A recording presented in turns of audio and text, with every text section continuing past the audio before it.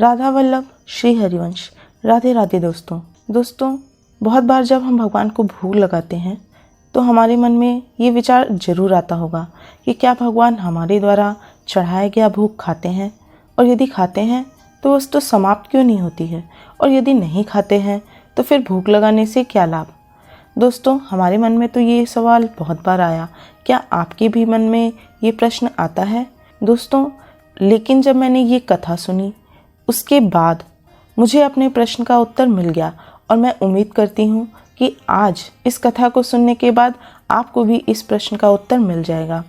दोस्तों, एक बार एक शिष्य ने गुरु जी से बिल्कुल यही प्रश्न किया कि क्या भगवान हमारे द्वारा चढ़ाया गया भोग खाते हैं, और यदि नहीं खाते हैं तो फिर भोग लगाने से क्या लाभ है। गुरु जी ने उस समय तो कोई उत्तर नहीं दिया, और वो पहले की तरह ही पाठ पढ़ाते रहे। लेकिन पाठ के अंत में उन्होंने एक श्लोक पढ़ाया, पूर्णमदः पूर्णमिदं पूर्णात् पूर्णमुदच्यते पूर्णस्य पूर्णमादाय पूर्णमेवावशिष्यते। दोस्तों, पाठ पूरा होने के बाद गुरुजी ने सभी शिष्यों से कहा कि पुस्तक देखकर वो ये श्लोक याद कर लें। और 1 घंटे बाद गुरुजी ने जिस शिष्य ने प्रश्न किया था उसी से पूछा कि क्यों श्लोक तुम्हें याद हुआ कि नहीं। उस शिष्य ने पूरा श्लोक एकदम शुद्ध गुरुजी को सुना दिया। फिर भी गुरुजी ने सिर नहीं में हिलाया। तो शिष्य ने कहा कि गुरुजी, आप चाहे तो पुस्तक देख लें, मैंने एकदम श्लोक सही सुनाया है।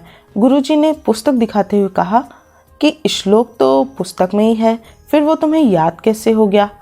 अब तो शिष्य को अपने प्रश्न का उत्तर मिल चुका था। दोस्तों, गुरुजी ने कहा कि पुस्तक में जो श्लोक है वो स्थूल रूप में है, और तुमने जो अभी श्लोक पढ़ा वो सूक्ष्म रूप से तुम्हारे मन में, तुम्हारे हृदय में प्रवेश कर चुका है। अब वो सूक्ष्म रूप से तुम्हारे मन में हमेशा रहेगा। और इतना ही नहीं, जब तुमने इसको पढ़कर याद कर लिया तब भी पुस्तक के स्थूल रूप के श्लोक में कोई कमी नहीं आई।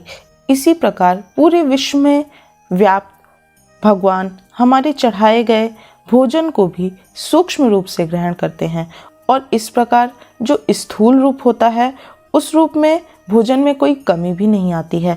यानी दोस्तों, भगवान हमारे द्वारा चढ़ाया गया भोजन अवश्य ही ग्रहण करते हैं, लेकिन वो उसे सूक्ष्म रूप से ग्रहण करते हैं, और जिससे स्थूल रूप में भोजन में कोई कमी भी नहीं आती है।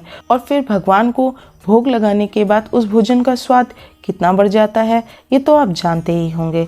अब जिस प्रकार मुझे अपने प्रश्न का उत्तर मिल गया है, हम उम्मीद कर रहे हैं कि आपको भी अपने प्रश्न का उत्तर मिल चुका होगा। राधे राधे दोस्तों।